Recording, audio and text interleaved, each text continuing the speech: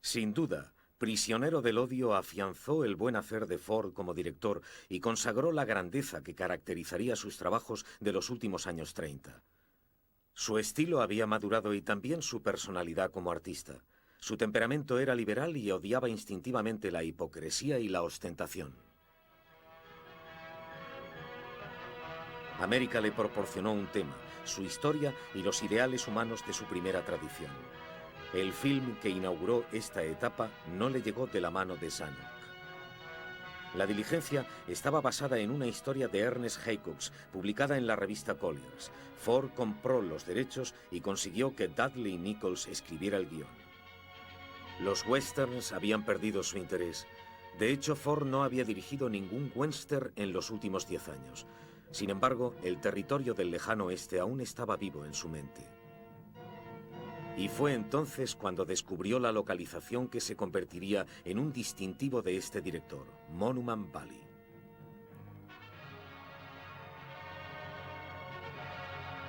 La diligencia avanzando por la llanura árida del valle constituye una de las imágenes ya clásicas del mejor cine estadounidense.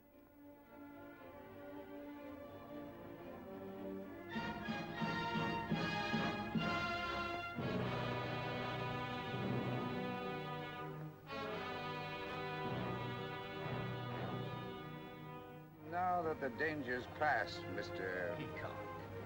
And ladies and gentlemen, since it's most unlikely that we'll ever have the pleasure of meeting again socially, I'd like to propose a toast. Major, Gatewood, Ringo, your health. Thank you, sir.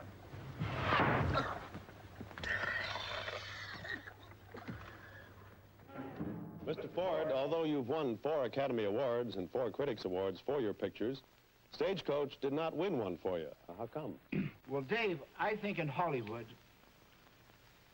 we are very, very particular about the Academy Awards. We try to be very, very just. The year that Stagecoach was up for the award, Gone with the Wind was sort of the main contender. And the consensus of opinion was that it was a better picture, and I quite agree.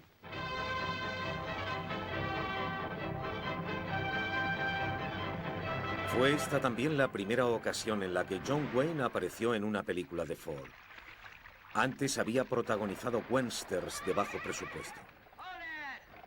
Wayne se convertiría en el actor por excelencia de Ford. La diligencia tendría sus consecuencias. A modo anecdótico mencionaré que Ford vivía por aquel entonces un momento de producción imparable y que John Wayne siempre estuvo ahí, incluso entre rodaje y rodaje. Si Duke no estaba en su casa cuando Jack quería jugar a cartas, una de sus grandes aficiones, le llamaba para que se reuniese con él. También llamaba a Grant Withers y a un tercer compañero de partidas cuyo nombre no recuerdo. Y Duke siempre dejaría lo que quisiera que estuviera haciendo y acudiría a Ford para jugar a cartas.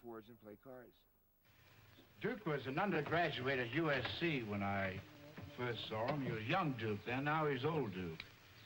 He was our prop man, or third assistant prop man during his summer vacations. I asked him what he wanted to do, what he was studying for. Was he taking pre-med, pre-legal? And he said, no, he wanted to be a director.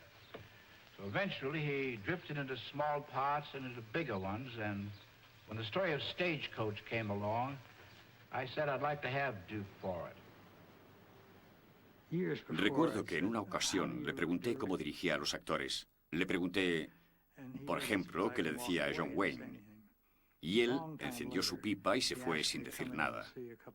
Mucho tiempo más tarde me llamó para que viese un par de películas.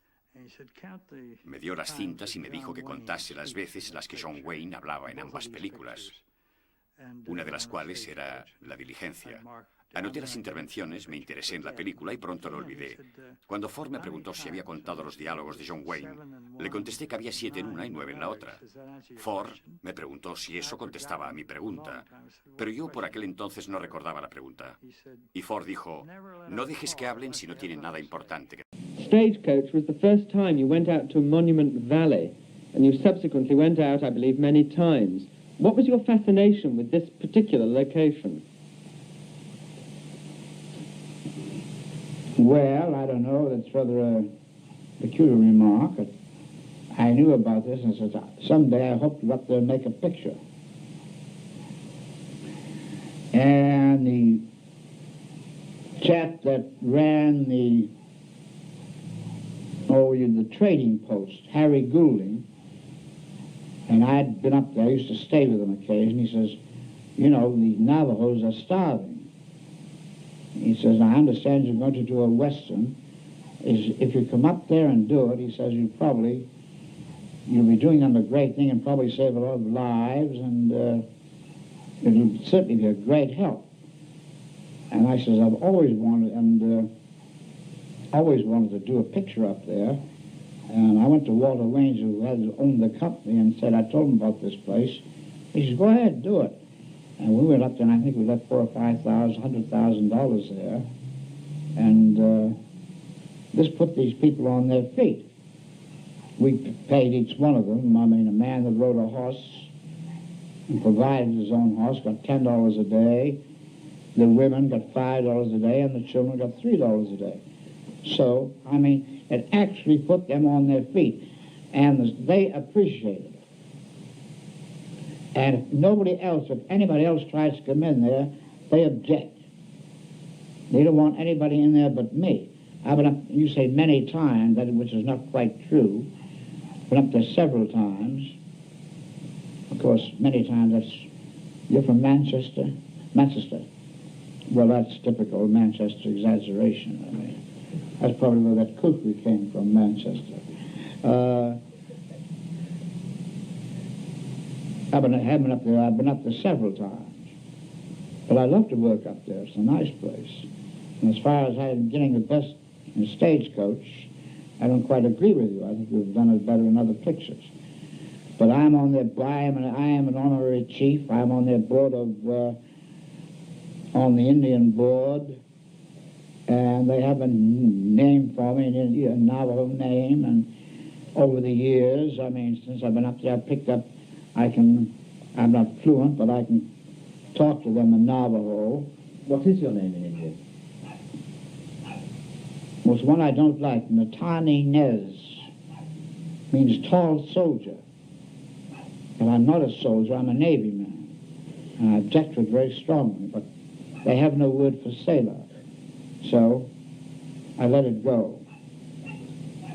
You can see these pictures around the wall. You don't see any Army people. They're all Navy. Natani Nez, tall soldier.